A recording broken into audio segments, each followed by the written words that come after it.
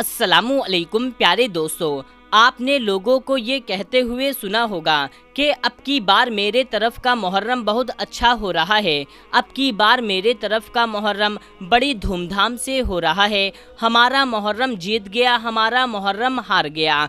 इस तरीके की बातें आपने सुनी होंगी।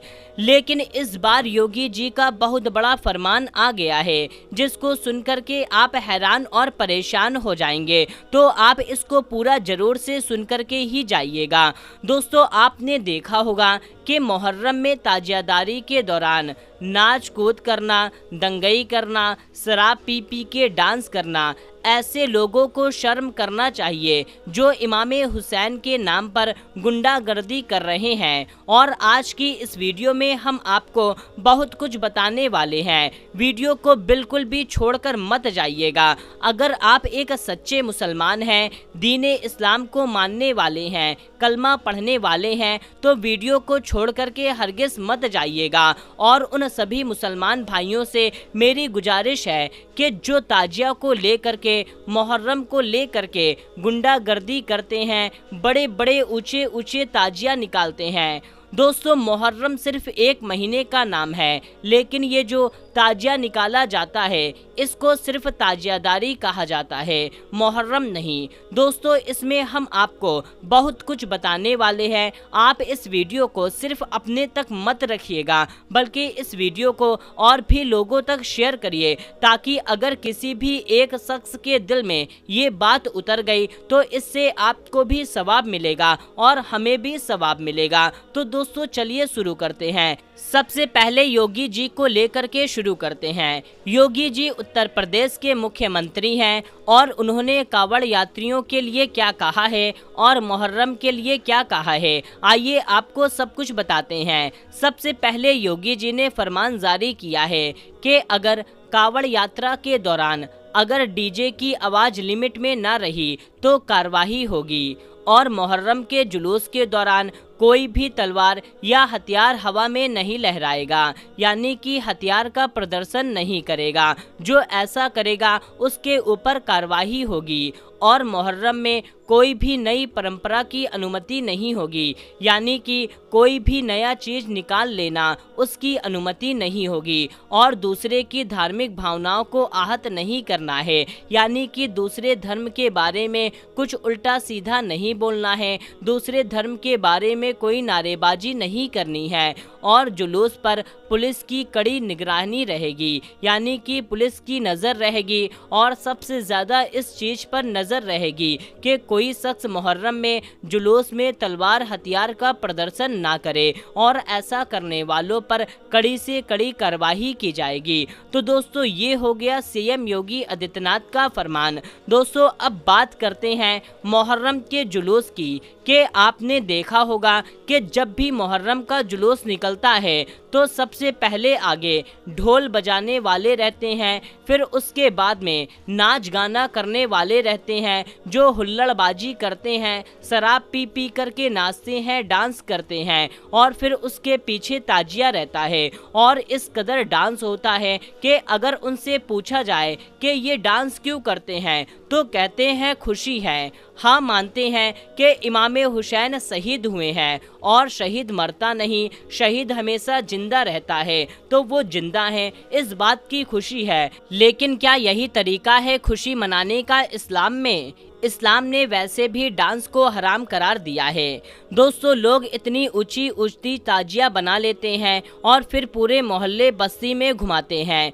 और फिर जहां पर बिजली का तार वगैरह होता है, अगर तार ताजिया में टकरा जाता है तो इससे न जाने कितनी लोगों की जानें भी चली जाती हैं। और फिर ताजिया को घुमा करके नाले, गटर, दरियाओं में ले जाकर डाल देते हैं। क्या यही मोहब्बत है या सिर्फ ये खुराफात है? दोस्तों, आपको बताते हैं कि ताजिया की शुरुआत कब से हुई।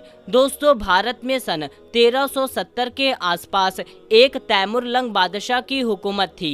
ये बादशाह इमाम हुसैन से बहुत ज़्यादा मोहब्बत किया करता था, इसलिए तैमुरलंग जब भी मुहर्रम का महीना आता यानी कि हर साल वो रोज़ाए इमाम हुसैन की ज़ियारत करने के लिए इराक जाया करता था। चाहे वो दुनिया के किसी भी कोने में हो, मुहर्रम का महीना लगते ही वो इराक में पहुंच जाया करता था। और इसकी ज़िंदगी में कोई भी ऐसा साल नहीं गुजरा कि इसने मुहर्रम के महीने में इराक ना गया हो। लेकिन इस बार क्या हुआ कि बादशाह को एक ऐसी बीमारी लग गई कि बहुत ज़्यादा बीमार हो गया और फिर वो ना चलने फिरने के लायक नहीं रहा। बड़े बड़े हकीमों और तबीबों से उनका इलाज करवाया गया, मगर उनकी बीमारी में कोई फ़र्क नहीं पड़ा। और जैसे जैसे मुहर्रम का महीना आता गया उनको बहुत ज़्यादा फ़िक्र होने लगी। वो इस बार रोज़ाए हुसैन की ज़ियारत नहीं कर सकेंगे और बहुत ज़्यादा गम में रहने लगे।